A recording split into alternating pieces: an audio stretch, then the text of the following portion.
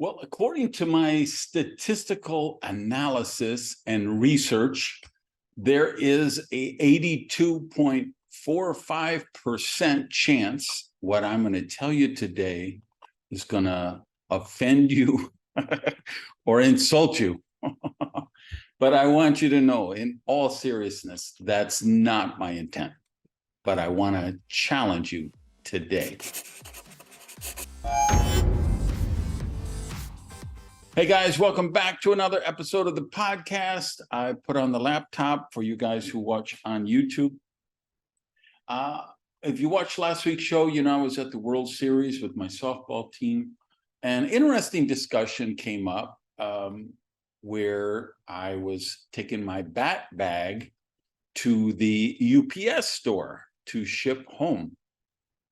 And this was quite shocking to my teammates. And they pressed and pressed to learn how much it was going to cost. And it cost me $111.70. And I was called everything except a child of God, foolish, and mean, like I was depriving poor people, like I was stealing food out of their mouth, like I must be so filthy rich that I'm just wasteful. And it was none of those things. It was because it takes an extra 20 to 40 minutes to check in if you check luggage. And it takes an extra 15 to 45 minutes to wait for your bag when you get there. And I choose not to waste an hour of my life. And I'm willing to pay $111.70 for that, getting that 1 hour of my life back. I just value my time. And I do it in two ways. I think it's really important. Number one is I make a lot of money. If I just give a keynote speech, right, I get paid a lot of money to talk for 45 minutes or an hour. When I'm consulting, I get paid a lot of money. When I'm writing a book, when I'm developing a new video course or something, I might spend an hour on something that might make me tens of thousands of dollars, even hundreds of thousands of dollars over the lifetime of whatever that particular resource is, or whatever that work I perform. So it's foolish for me to mow my own lawn or clean my own house or wash my own car, or do some of those things when I could spend them in rainmaker activity. Now, here's the other side of the coin, though. I think it's also foolish for me to do those things when I could be calling my mom and talking to her, when I could be spending time with someone who I love, that we could have a nice lunch or dinner or coffee together, when I could just be walking alone in the forest looking at the flowers, right? I see the value of my time. So I bring this up to challenge you to say, do you see the value of your own time? Do you see the value of prudently, mindfully spending your money in a way that would allow you to experience more prosperity? Now, notice the key words there: prudently, mindfully. If you're down to your last $20 and you need it for groceries, no, I don't think you should spend it on getting somebody to clean your home. I get that.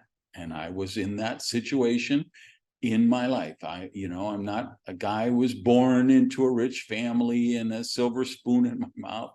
Okay, I started off very poor and have worked my way to where I'm at.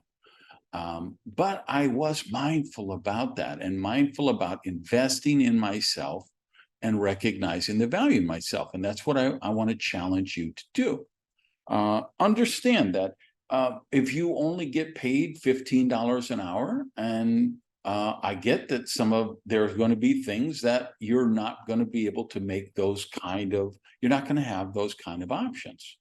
But my challenge is, what are you going to do to change that? And it could be what you do at work. It could be what you do outside of work. So you might have one of those drive, fast food jobs that's $15 an hour, and you don't have immediate prospects for raising that value per hour at work. But what could you do outside of work that would give you that higher value? So the questions to ask, number one, what can you do to solve bigger problems or create more value? And that's if, like I say, at work, it could be outside of work. So the second one is, what could you do to solve bigger problems or create more value at work? Because I was one of those minimum wage restaurant workers, right? I started as a dishwasher. So I learned how to add more value, how to solve problems, bigger problems, and became a cook, and then a waiter, and a manager trainee, and then an assistant manager, and then a restaurant manager. And then I was training all of the managers in the division of the restaurant chain that I worked for. Because I was willing to solve bigger problems.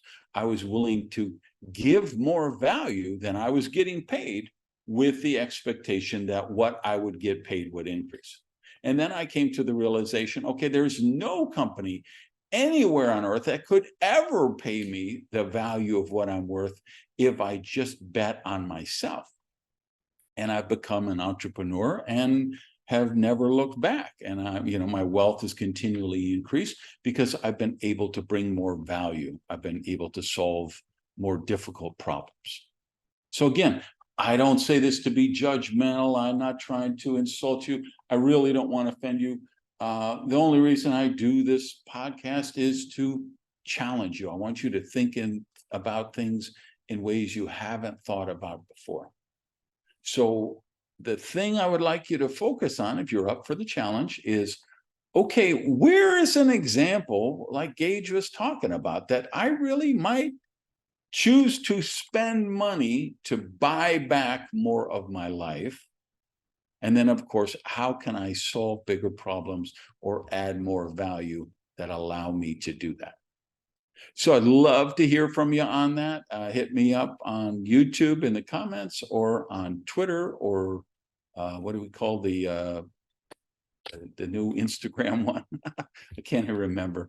Threads. Hit me up there and let me know what you think. All right, guys, go on, have an amazing day. Love you. Peace.